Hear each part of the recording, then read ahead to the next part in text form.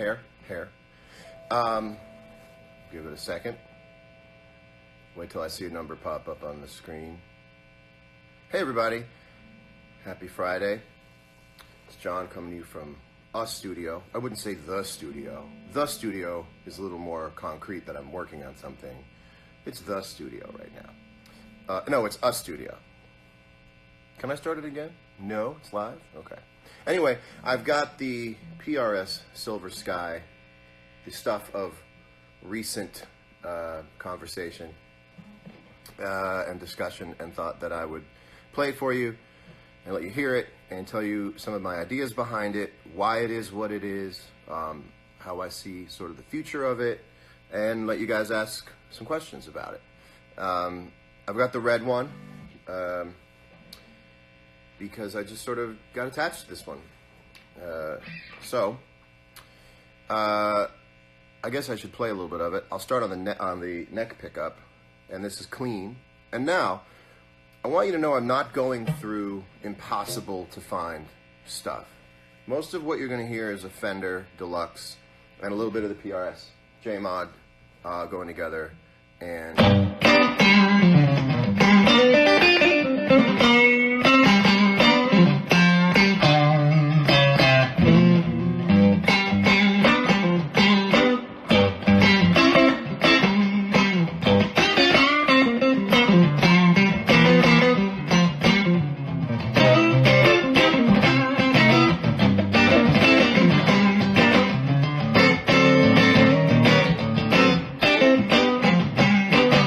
that's clean going through the Deluxe. If you put a little extra there's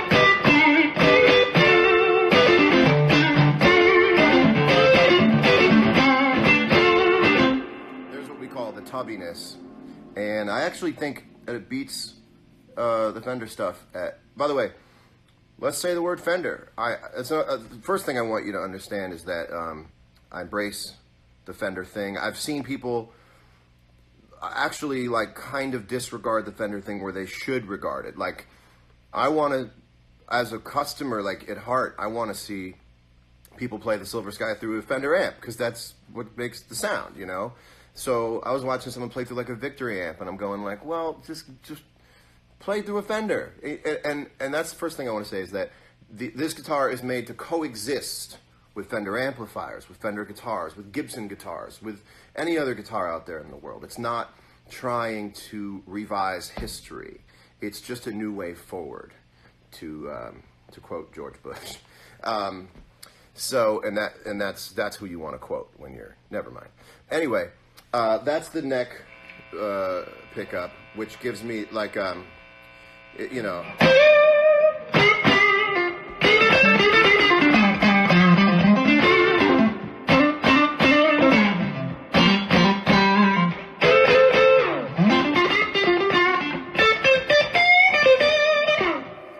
What's really fun. The neck pickup has beautiful high end. So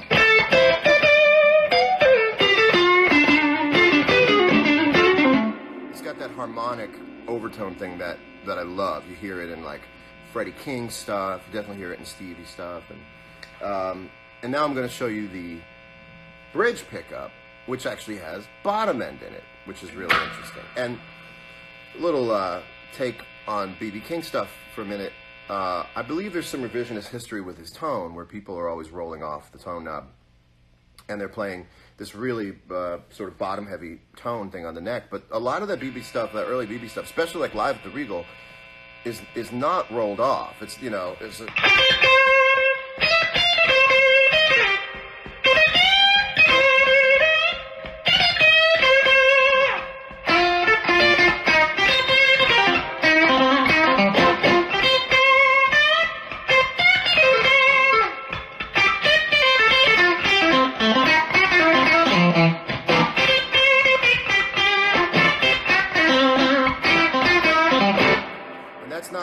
I don't have a modded guitar. Paul didn't make me a special one. This is a production line guitar. And the other thing I wanted to get to, because I heard myself say about the tone knob. So here's what I want to show you on the tone knob here.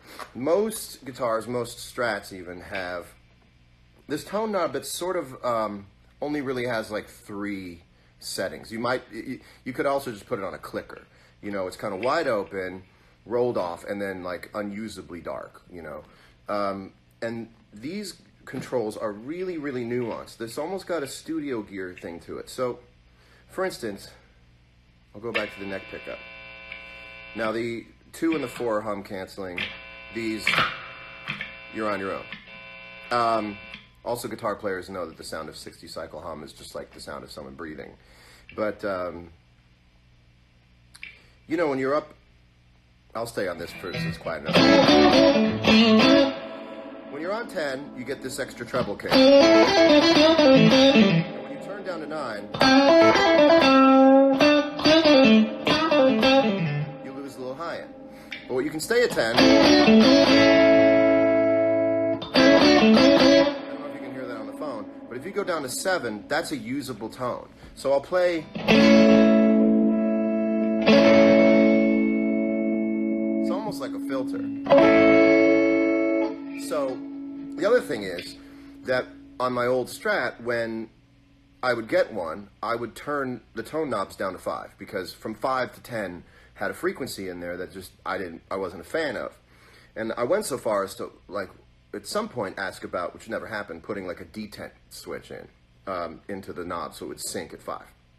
Because I wanted that to be sort of the starting range, because there was so much extra sort of high-end harmonic stuff that I didn't like. And so that's out. So at 10, it might be a little extra treble than you need in certain situations, but it's not this sort of unusable, kind of unattractive treble stuff. So it's got that warmer thing for me that I really like. You know some of the specs, so I won't have to go through them, but this is wired to the bridge, and this does the neck and the middle. The middle's really great too, and I wasn't a middle guy for a long time, but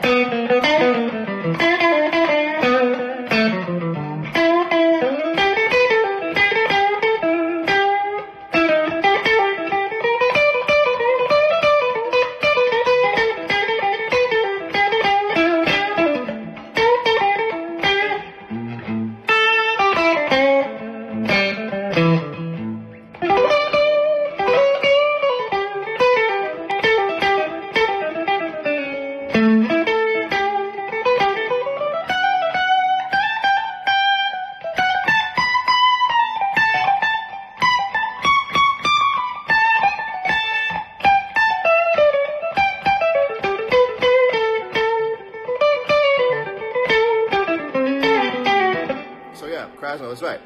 It's kind of that Jerry thing, you know.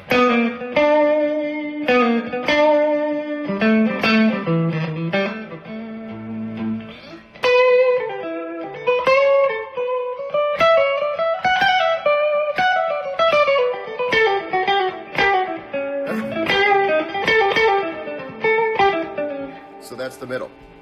Now the in-betweens. Now, really quickly, a lot of guitar players are going to want to know, do the slow dancing thing, because that's the test, the modern day test of a neck middle out of phase pickup selection is slow dancing and bringing around.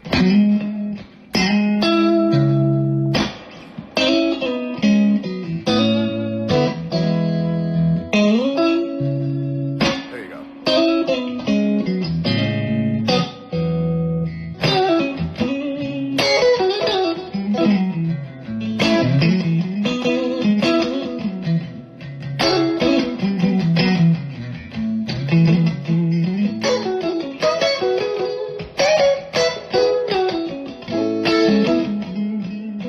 So the high end on it is not like multiples of overtone high end that just sort of hits you in the ear. It's actually very musical high end that has low end in it. The high end has low end and the low end has high end.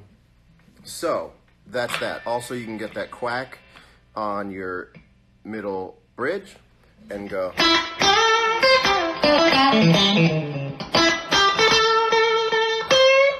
So go. You know, it's got that.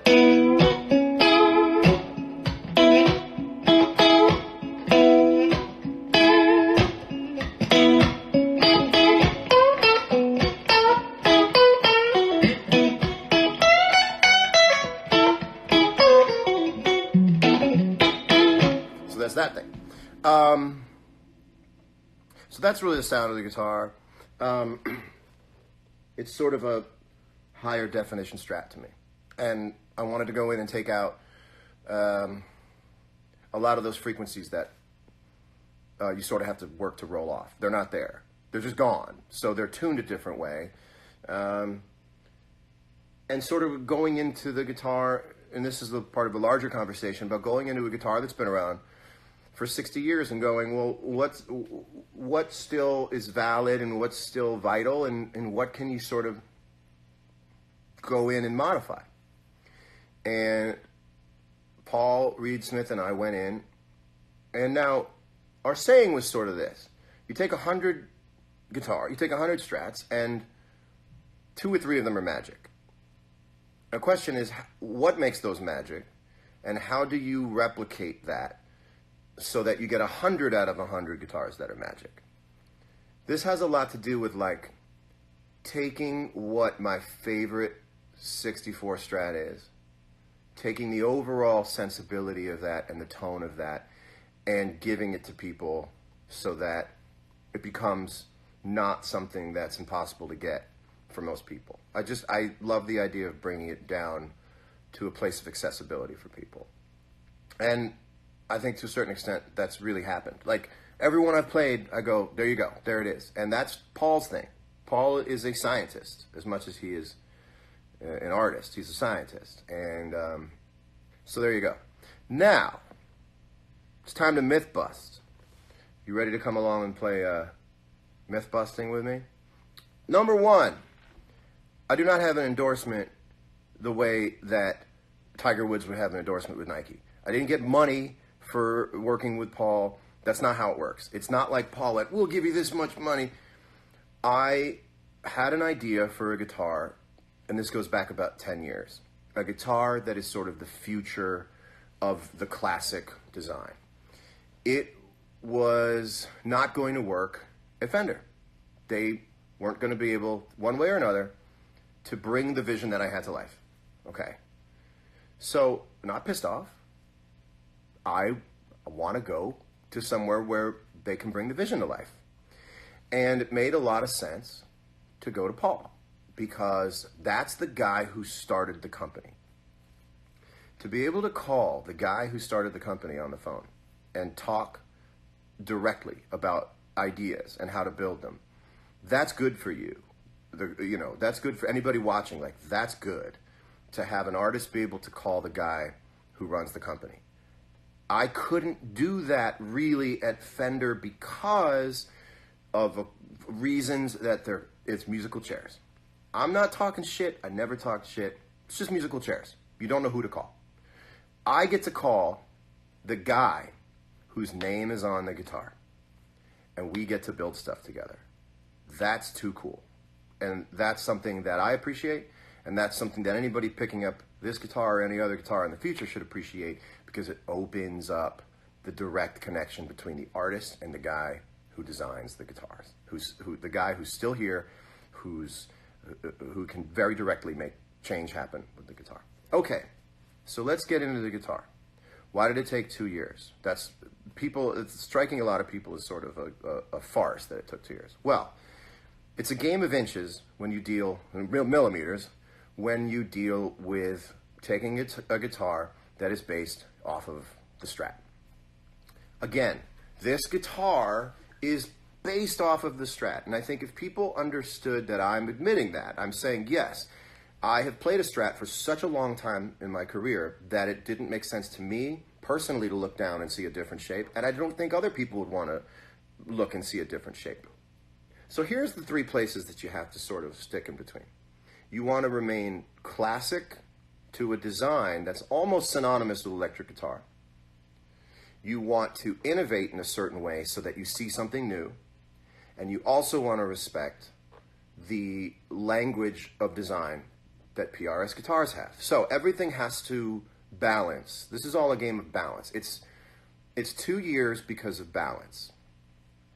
So let's go into why you have to balance this stuff. Well, I didn't just go to Paul and say, I have this idea, make it for me or I'll go somewhere else. It was so much discussion. Guitar players know that you've got to lean your guitar up against the couch or the bed and be able to look at it from across the room and go, yeah, all right. There's a confluence of design that makes something, when every detail is right, you look at it and it becomes one thing. It's not just 6 tuners and 6 machine heads and 1 nut and 21 frets. It becomes one really great thing. Cars have it, art has it, certain Apple products, Leica cameras, you look at it and they become sort of objects of sort of visual kind of lust, So that was the thing, is we have to get the sound to sound the right way, the feel to be the right way, and you got to turn around after you put it in the stand and go, there we go. Okay, so is it a Strat with a PRS headstock? Well, it's not, and I'll tell you why. And I'm not saying this defensively, I think you might find this interesting.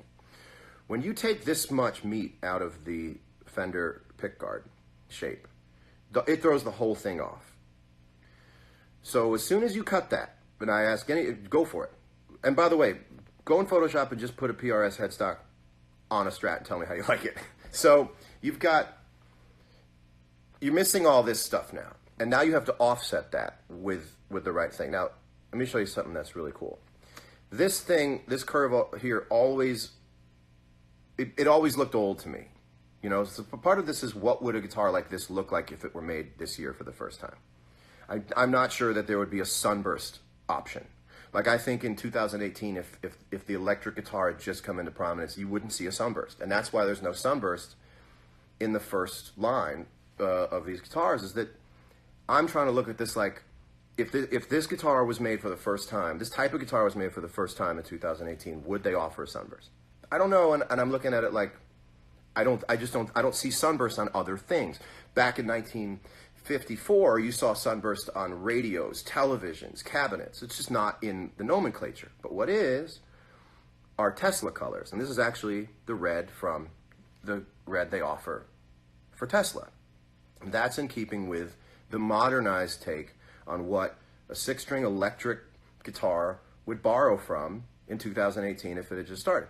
So you lose this, and you have to redesign this, because this now, so look at this. It took forever to figure out when this was straight. Now, if you look at a Strat, the pickguard goes straight through in a line. The last thing we did to this before it was done, before I looked at it and said it's done, is that this had to curve. Technically, it doesn't make sense that it's not straight through. But if you had this sharpness here and this sharpness here, I mean, respect to Gene Simmons, but it looks like Gene Simmons. With the paint. With the paint. I love you, Gene Simmons, but that's what I'm saying. So, you also have this thing right here. And while we were looking at it going, how do you make this thing work? I went, oh, if you really want to balance it, make this the shape of this. So when you look at it and you go, wow, I like that for some reason, this is the mirror image of that. And that's what balances this out. Because this is a tall order when you change it. Okay, so why is it a 3 and 3 on a Strat body? And I think that's Strat shaped body, Paul. I think that's why it's giving a lot of people pause, is that it's 3 and 3. Now, here's a fun story.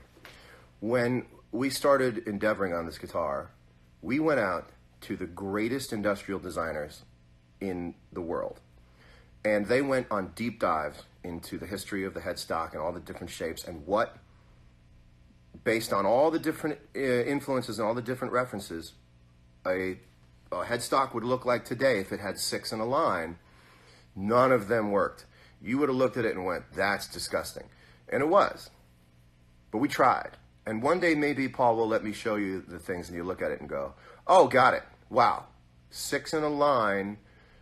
So trying to get a Fender-looking headstock without being exactly a Fender headstock is a daredevil situation on a design level. 99.9999% of those headstocks don't look right. So then I went, okay, let's go 3 and 3, and let's use the PRS DNA. So what's interesting is that this point and this point right here are the same on my hand as my 64. So I'm very familiar with that.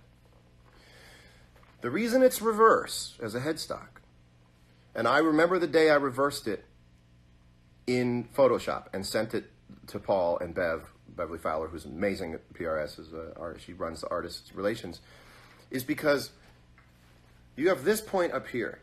If you had this point, this ends here and this ends here, and this was up here and this was down here, you'd have a whole top-heavy guitar. Everything would be like this, and everything on this side would be short.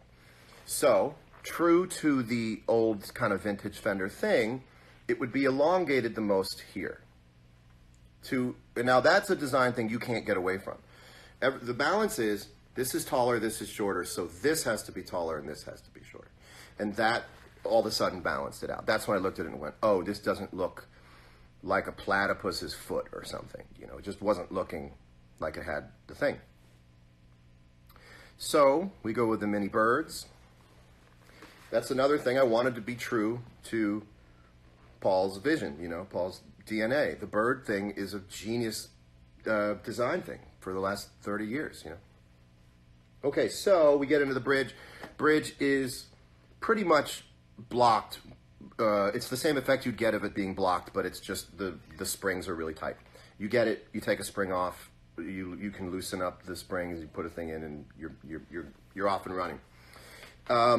Let's get to the radius. Why is it a 9? Why is it a 7 1/4 radius? All the guitars I love that are from the 60s, and I've got a bunch of 64 Strats. All the ones that I pick up and do, you know, that it sort of fits in my hand, they happen to be 7 1/4. Why do I say happen to be 7 1/4? Because I have never thought about neck radius. I believe most guitar players don't think about neck radius when they're playing. Neck radius is kind of a very hardcore,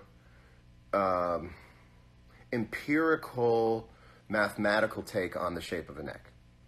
I don't know any guitar players that I run with who talk about neck radius, who look at a guitar and go, and I don't even know whether you guys ever say, like, looking for a guitar, I want something that's got really hot output and it's got to have a 9.5 radius. It's not in the discussion. Where you do talk about a radius is you play a guitar you like and you go, huh, what's the neck radius on that? Because I'm just not sure that anybody could tell from playing it. I know that I couldn't. I played a long time. If you put something in my hand and I played it and I went, what is that? Is that a 9.5? You'd be like, it's a 12. I'd be like, oh, son of a gun, because there's so many other elements to it. And in this case, the frets are done so well that it really knocks out a certain portion of the conversation of, oh no, you're not going to be able to bend strings on it. So if you feel like you have a preference for a radius, I get it. If you go, look, whenever I pick up a guitar and I love it, it's a 7 1/4. Or you go, I can't get down with 7 1/4 personally because I play it and I get it. But the idea of just sort of adopting a point of view because it's a thing. You go, yeah, 7 1/4, that's for chording, and 9.5, that's for soloing. You see the same thing in like photography. Photography and guitars are very similar, right? Because you can get into the material aspect of it, or you can get into the sort of metaphysical aspect of how you use it and what you're using it for. And you'll hear people say in photography circles, oh, 50 millimeter, that's for portrait. 35 millimeter, that's for like journalism. I have taken great portraits on a 35 millimeter, and I have taken awesome shots of landscape on a 50 millimeter lens. So it's just not true. I hate to say it this way, but it's just not true. The idea that 7 1/4 is for chording and 9.5 is for soloing. It's just not true. I picked up guitars that I loved, and they were 12. Okay, picked up guitars I loved, and they were compound neck radius. So that's how I feel about the radius issue. When the frets are done right,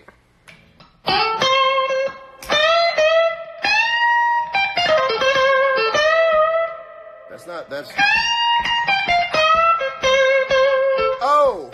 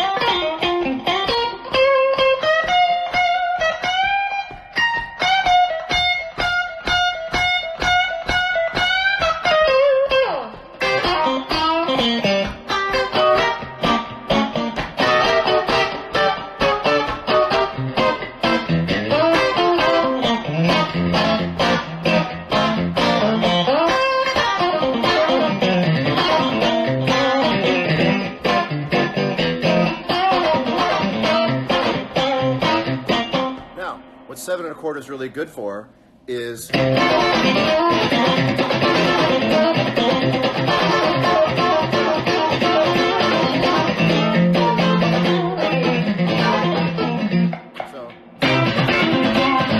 yeah, that's got a little too much high end, so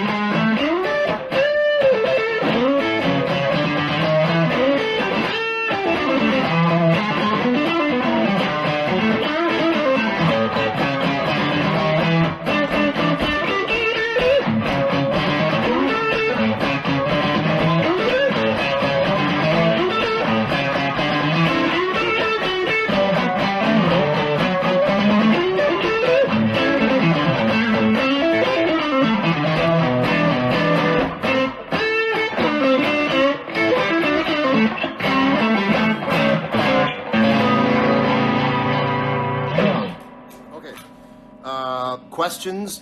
I know that sounds obnoxious and sarcastic after that, but any questions you want to know about it? Because this right here is something I'm super proud of, and I want you to know about it. Whiskey, coffee in a whiskey glass, coffee in a whiskey glass. Coffee in a whiskey glass, coffee in a whiskey glass. I'll show you one more thing on this before we go. Cost, I think it's like $2,200 retail price, and you can get it at any PRS dealer on pre-order. I believe the ones that are shipping out on Tuesday or that customers can pick up on Tuesday are all spoken for, but you will get one if you order. The pickups, Mr. Moore, are PRS designed. Paul and I went super deep into what we love about single coil pickups and what we don't, and what makes vintage single coil pickups so exciting. What makes it the guitar that I sort of keep gravitating towards. And he nailed it. He got it. He would call me and go, "I figured it out." And we would just keep developing from there. So these are the PRS 635 JM, and that's a pickup that's sort of between a 63 and a 64. The neck is sort of between a 63. I wish that you could feel a neck through Instagram, because you pick it up and you go, oh, it's sporty, but it's big enough to be able to play on.